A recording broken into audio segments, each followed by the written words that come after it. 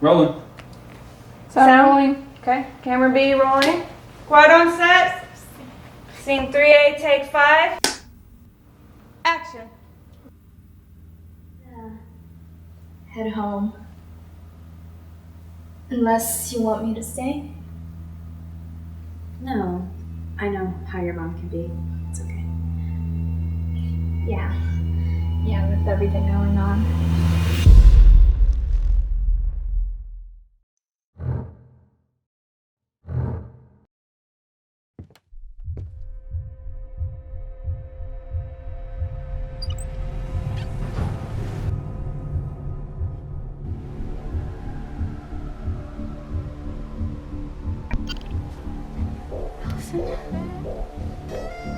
Why can't you talk to me, Tiff? What are you running away from?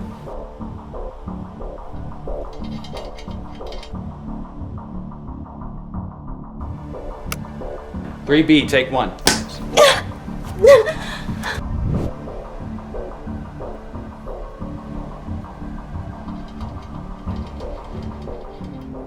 Cut. Literally the classic image of sleep paralysis is I think it's called the demon lady or something. That's what it translates to.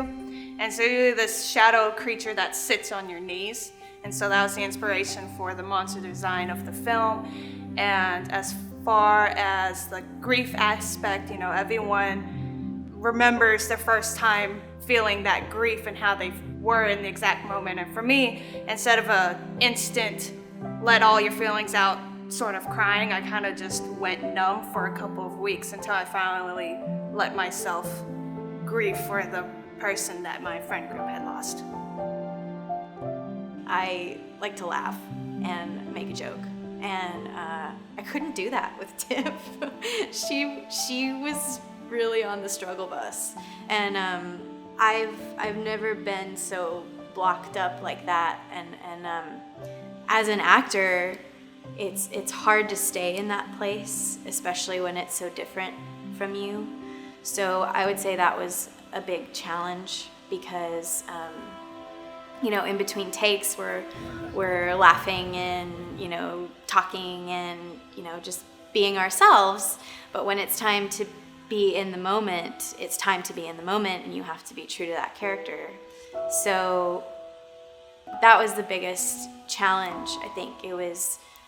It almost felt like I was just holding in a sneeze like the entire time, and it was a challenge not to just let it go.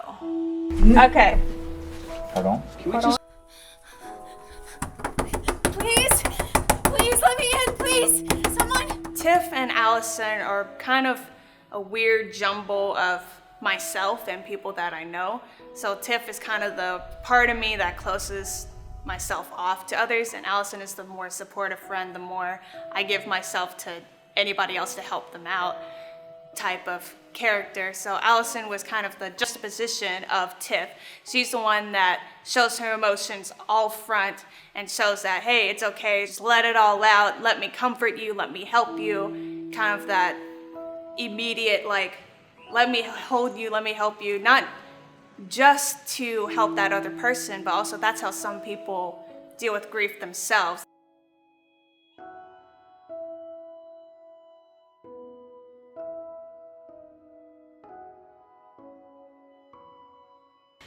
I know everybody has a different way of coping with certain situations, and for her, she really wants to be able to get through this. She really wants to feel all these feelings, but she can't do it alone. She really wants to do it with the other person who was part of the trio. You know, she would get it the most. I think she was even closer to him than her, even though they're a pretty like tight group. So she's like, of course, you'd be the only person who would understand what I'm going through. Let's go through this together. And she keeps trying and trying and trying to reach out. And I think that's the biggest obstacle for her, is reaching out and getting shut down every single time, and reaching out again and getting shut down every time. Action.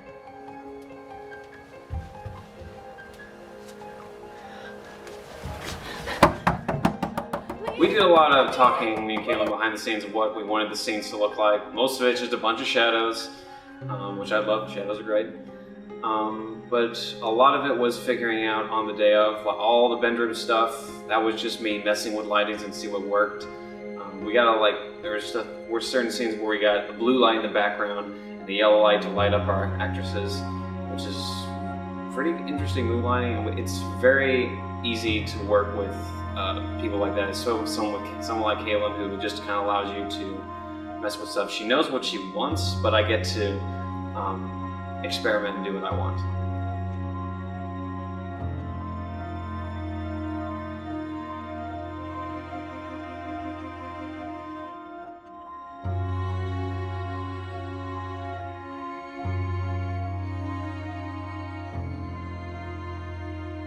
Through it while watching the film, whether it's a actual loss, like an actual death in their lives, or if it's a loss of like a relationship, or if it's a loss of a friendship, any kind of loss. I want someone watching it to sort of feel more comfort and feel like in the end they will be okay.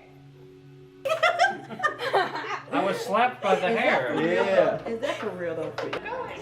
I think trying to find what works for every person and trying to be there for every person and just not giving up, because trauma is difficult and for every person, no matter how you choose to deal with it, but knowing that you can do it together. And you always have people. Even if you don't have people in life, there are always resources. There's places you can go, there's groups you can talk to. So just, I think out of that, coming back to the point, it's just that you're not ever alone. You don't ever have to feel alone. It might seem hard, but you'll get through it. Life will keep moving, but you'll get through it, and don't be discouraged. You'll be fine.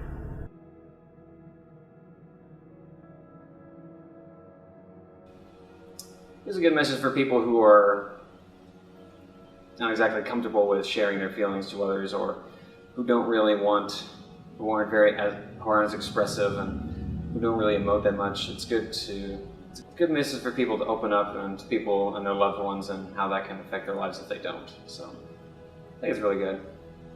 That's all I have to say about that.